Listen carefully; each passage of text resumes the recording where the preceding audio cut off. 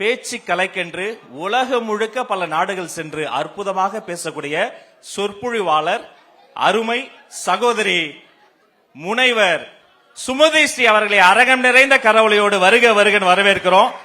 வாங்கம்மா, உங்க தன்னம்பிக்கை தமிழ் உரையை தாங்கம்மா. நம்ம சிங்கப்பெண்ணை நல்லா கைத்தட்டி உற்சாகப்படுத்துங்கப்பா.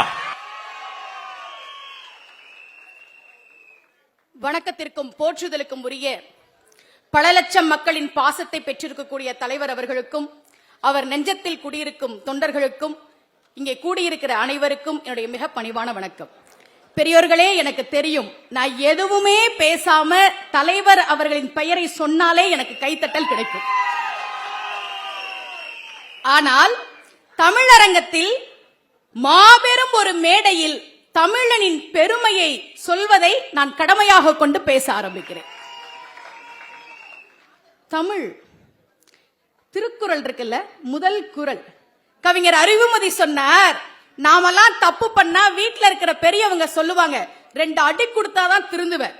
நாம் எல்லோரும் தவறு செய்தோம், நம்மை திருத்துவதற்காக நம் பாட்டன் வள்ளுவன் 2 அடி கொடுத்தான். அதுதான் திருக்குறள். அதிலே முதல் குறள், அகர முதல்ல எழுத்தெல்லாம் ஆதி பகவன் முதற்றே உலகு. இதுல ஒரு தப்பு இருக்கிற மாதிரி இல்ல. அகரம்தான் உலகத்தில் உள்ள எல்லா மொழிக்கும் முதல் எழுத்துங்கிறார் வள்ளுவர். இங்கிலீஷ்ல எது முதல் எழுத்து? அப்புறம் ஏன் வள்ளுவர் உலகத்தில் இருக்கிற எல்லா மொழிக்கும் அகரம்தான் முதல் எழுத்துன்னு சொன்னார்? ஏன் சொன்னார் தெரியுமா? நம் தமிழ் மொழி எப்படிப்பட்டது தெரியுமா? பாவே மாணிக்கனார் அகரம்னு ஒரு புத்தகம் எழுதியிருக்கிறார். பெரியோர்களே, இந்த உலகத்துல நீங்க எந்த மொழியை எடுத்துக்கொண்டாலும் 4 விதத்துல தான் எழுத முடியும். ஒன்னு வட்டம், இன்னொன்னு அரை வட்டம், இன்னொன்னு குறுக்கு கோடு, இன்னொன்னு நேர்கோடு. ஆங்கிலத்துல 2 நேர்கோடு, ஒரு குறுக்கு கோடு. ஹிந்தியில அரைவட்டம், அரைவட்டம், குறுக்கு கோடு, நேர்கோடு.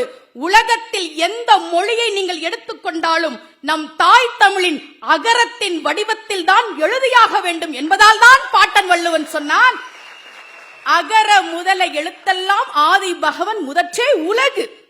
அண்ணன் வேல்முருகன் அவர்கள் பாடுகிற போது லஞ்சம் ஊழல் பற்றியெல்லாம் பாடினார்ல.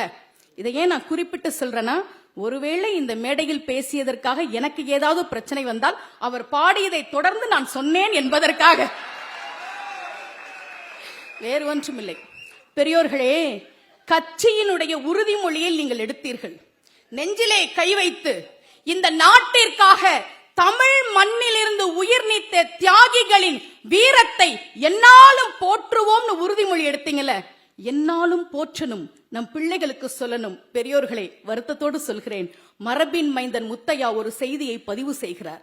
வ.உ. சிதம்பரம் பிள்ளை சுதந்திர போராட்ட தியாகி, ஆங்கிலேயருக்கு எதிராக கப்பல் விட்டார், கோயமுத்தூரிலே சிறைச்சாலையிலே செக்கிழுத்தார். பெரியோர்களே, வ.உ. சிதம்பரம் பிள்ளையினுடைய புத்தகங்களுக்கு ராயல்டி வருது, அரசு நாட்டுடைமை ஆக்கினதுனால.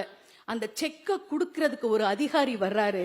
அவரு வ.உ. சிதம்பரம் பிள்ளையினுடைய மகன் பாலேஸ்வரன் கிட்ட லஞ்சம் கேட்டாராம்.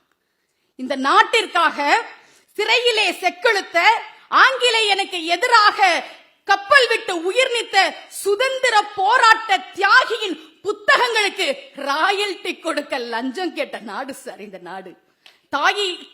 தியாகிகளின் நினைவை போற்றுவோம்னு சொன்னீங்கல்ல, நாம் எல்லோரும் போற்ற வேண்டும். முக்கியமாக ராஜராஜ சோழன், தமிழ் மாமன்னன், எப்பேற்பட்ட சாதனைகளை செய்திருக்கிறான் தெரியுமா? அவனுடைய ஆட்சி நிர்வாகத்திறன் எப்பேற்பட்டது தெரியுமா? 1000 வருஷத்துக்கு முன்னாடி அவன் ஆட்சி செய்த போது அவனுடைய ஆட்சியில் பெண்கள் அதிகாரிகளாக இருந்தார்கள். அவர்களுக்கு பேர் அதிகாரிச்சிகள். எங்கேயாவது கேள்விப்பட்டிருக்கோமா? அதிகாரி கேள்விப்பட்டிருக்கிறோம். எருதூர் குஞ்சரமல்லி, அந்த அம்மாவுக்கு கீழே 180 பெண்கள் வேலை பார்த்தார்களாம்.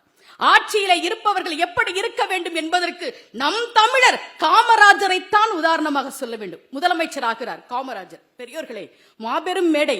தமிழனுடைய பெருமையை பேசுவதற்கு இது போன்ற மேடை கிடைக்காது என்பதால் பதிவு செய்கிறேன். காமராஜர் முதலமைச்சர் ஆகிறார், அமைச்சரவையை அமைக்கிறார். இரட்டைமலை சீனிவாசனுடைய பேரன் பரமேஸ்வரனை இந்து சமய அறநிலையத்துறை அமைச்சராக ஆக்குகிறார். எதிர்ப்பு தெரிவிக்கிறார்கள். எப்படி இவரை நீங்கள் இந்து சமய அறநிலையத்துறை அமைச்சராக்கலாம்? காமராஜர் சொன்னார், இவங்கெல்லாம் கோயிலுக்குள்ள போக கூடாதுன்னு வச்சிருக்கீங்கல்ல, அதற்காகத்தான் இந்து சமய அறநிலையத்துறை அமைச்சராக்கினேன். பரமேஸ்வரனையும் அவருடைய சொந்தக்காரர்களையும் இனி எந்த கோவிலுக்கு போனாலும் பரிவட்டம் கட்டி கும்பிட்டு கூப்பிடுவீங்களே, அதற்குத்தான் அவரை இந்து சமய அறநிலையத்துறை அமைச்சராக்கினேன் என்று சொன்னவர் காமராஜர். காமராஜர் ஏங்க கருப்பா பிறந்தாரு? கருப்பு தானே காமராஜர், கருப்பு தானே. ரொம்ப அழகா அப்துல் காதர் சொன்னார், ஏன் எங்கள் காமராஜர் கருப்பாக பிறந்தார் தெரியுமா? படிப்பதற்கு வசதி இல்லாத ஏழை பிள்ளைகள் எழுதி பழகும் கரும்பலகையாக அவரே இருக்க போகிறார் என்பதால் எங்கள் காமராஜர் கருப்பாக பிறந்தார். ரொம்ப அழகா தலைவர் ஒரு பாட்டுல, சிங்கப்பெண்ணை பாட்டுல, சிங்கப்பெண்கள், சிங்கத்துல பெண் சிங்கம் தான் வேட்டையாடும். சிங்கப்பெண்ணுன்ற வார்த்தை ரொம்ப பொருத்தமானது. அதுல உன்னால் முடியாது என்று ஊரே சொல்லும் நம்பாதே, எல்லோருக்கும் சொல்கிறேன்.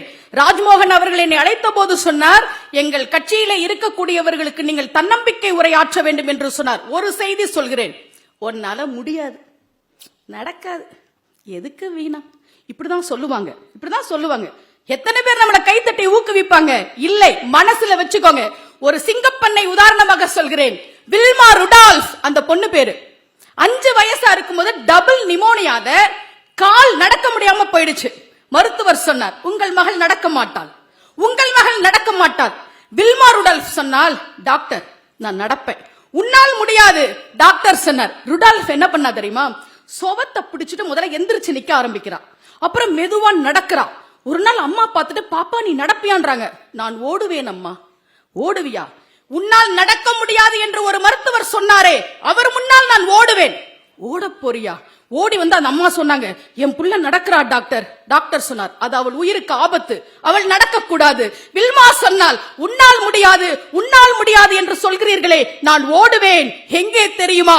ஒலிம்பிக்ல ஓடுவேன்.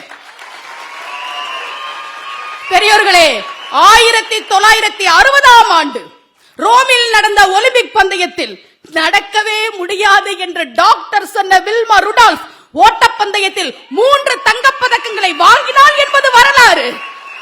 உன்னால முடியாது, நீ ஜெயிக்க மாட்ட, நீ வரமாட்ட என்று சொல்வார்கள். ஆனால் நம் பாட்டன் வள்ளுவன் சொல்கிறான், வினை திட்பம் என்பது மனத்திட்பம். உன் வெற்றியை முதல்ல நீ மனசுல முடிவு பண்ணு, வெற்றி உன் காலடியில் வந்து விழும் என்று வள்ளுவர் சொல்கிறார். பெரியோர்களே, தமிழ் மொழியின் சிறப்பையும் தமிழர்களின் சிறப்பையும் ஒரு தன்னம்பிக்கை உரையும் பேச கிடைத்த அருமையான மேடை. தலைவரை பற்றி ஒரு செய்தி. விஜய்னா என்னங்க அர்த்தம்? ஒரு வார்த்தைக்கு முன்னால் வி என்கிற எழுத்து வந்தால் அதற்கு மேல் இன்னொன்று இல்லைன்னு அர்த்தம். என்னை போன்ற ஆன்மீகவாதிகள் நாங்கள் விநாயகருக்கு உதாரணம் சொல்வோம். நாயகன் என்றால் தலைவன், விநாயகன் என்றால் அதற்கு மேல் ஒரு தலைவன் இல்லை. ஜெய் என்றால் வெற்றி, விஜய் என்றால் அதற்கு மேல் இன்னொரு வெற்றி இல்லை என்று அர்த்தம்.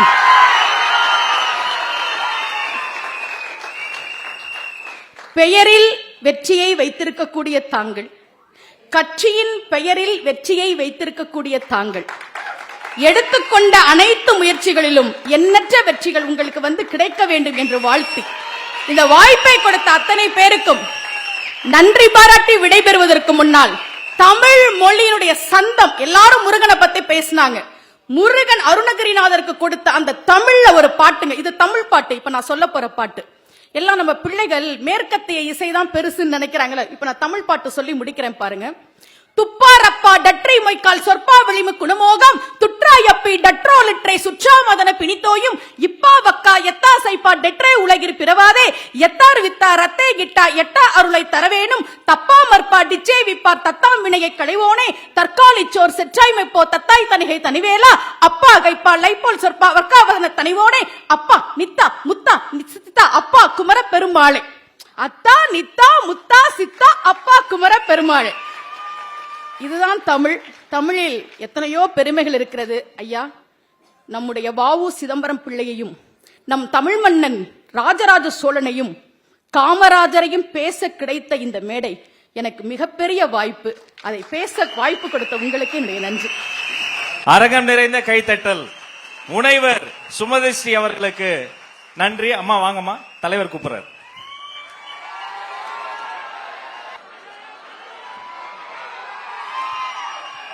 சிங்க பெண்களின் கரவொலியோடு வெற்றி தலைவர் பொன்னாடை போர்த்தி வாழ்த்துகிறார்.